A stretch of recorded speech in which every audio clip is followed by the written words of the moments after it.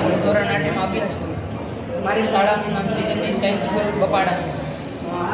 આ ટોયલેટનું મુખ્ય કારણ એ છે કે સાર્વજનિક ટોયલેટોમાં લોકોની બેદરકારીના કારણે ગંદકી છવાયેલી રહેતી હોય છે.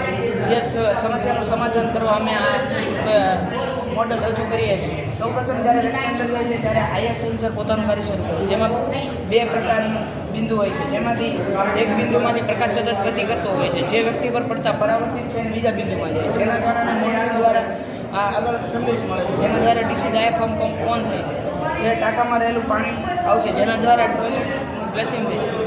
અને તેની સાથે સાથે એક્ઝિક્યુશન ફેન પણ ઓન થશે. એક્ઝિક્યુશન ફેન છે તે અંદર રહેલી દુર્ગંધને અને અમુક પ્રકારના વાયુને બહાર કાઢશે.